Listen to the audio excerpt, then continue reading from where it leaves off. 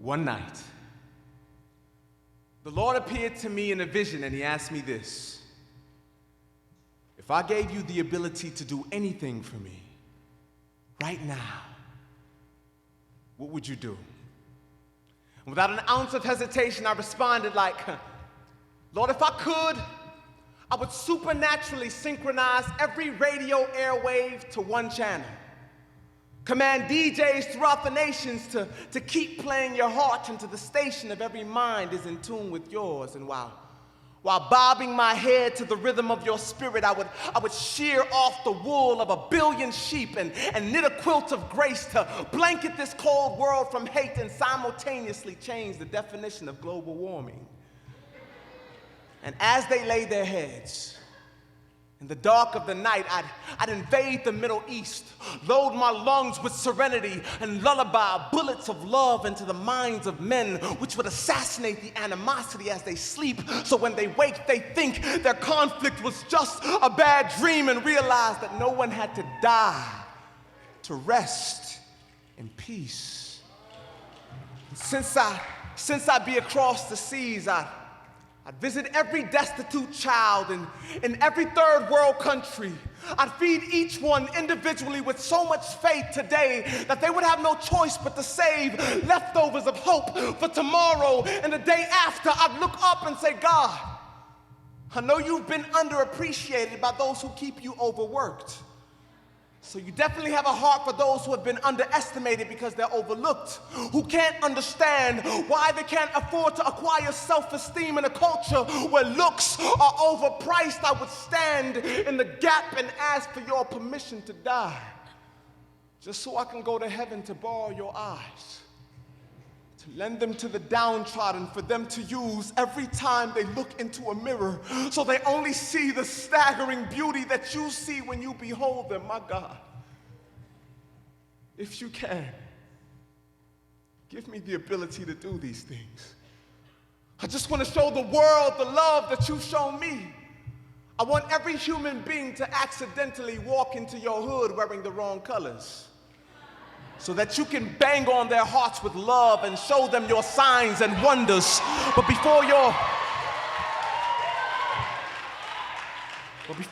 peace blows them away, I pray that your glorious majesty forces them to keep their hands raised, making it more convenient for you to elegantly rob them of their sorrow and pain. But before I could finish my next sentence, he interrupted me with the type of silence that would make whispers sound like screams. I said, I'll do anything you ask, name the task, state the price, I'm ready.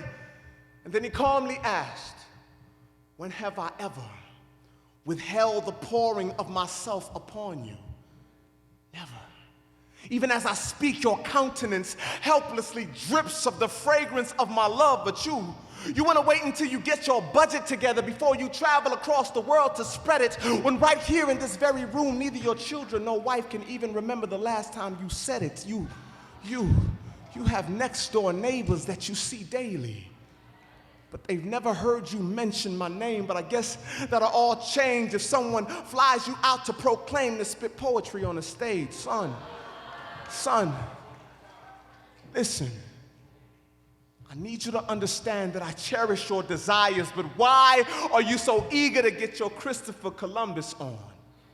So desperate to circle the earth when your whole perception of the world is flat out wrong. And then he asked,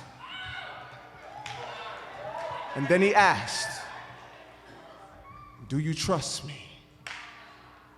I said, I do. I trust you with my life, with every breath that I take. He said, okay. Now, as long as that remains the same, whenever you are, wherever you are, it is never a mistake. That means your school, your job, your home, where you stand, sit, or lay is where I had you strategically placed. Do not be dismayed. I want to use you to reach the world, and I plan to show you how. But you've been so obsessed with trying to do something amazing there and then that you've neglected here and now. And then I woke up, put on this shirt and these pants, and came to this very stage just to tell you and me that we, through Christ, will do extraordinary things. But never let your relationship with God, family, your church, or community to become a floor mat for your quote-unquote opportunities. Take advantage of your current situation and location. You may not have a record deal, but you are already signed in the Lamb's Book of Life. You may have yet to clothe an orphan in Somalia, but you can tell a child on your block that Jesus loves them and watch them put on a smile like a sweater on the coldest winter night. Why allow your purpose to become extinct because you lack the grander things, making fossils of your calling? But let this poem become the archaeologist that brushes the dust off your destiny. But I know you got to be patient because it's not quite your time. That may be true, but God is preparing you with what you have right before your eyes. Can't you see? While some are putting in work on the mission fields of India, we could get it in across the streets, but without even mentioning the streets, I promise you, even as I speak, there is someone right here, right now, who is desperately in need. Someone's hurting. Someone's bitter. Someone's bound and needs to be set free right here, right now. There are bodies that need to be healed, minds that need to be renewed, and souls that may only know the love of God through someone named Juice. Of course, there will always be people 7,000 miles away who are seeking for a touch. But there may be someone sitting right next to you on your pew who would give anything for a hug. Just a hug. We must embrace the beauty of the instantaneous. It's simple. I mean, for real, let's stop being so bougie. If you see him, say, "How you doing?" It's not going to kill you.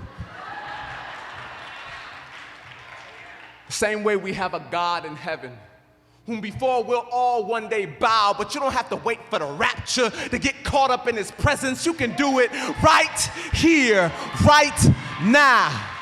So say, do, and be everything that he has called you to be, no matter how crazy that sounds. Because why would you wait for there and then? You can begin right here, right now.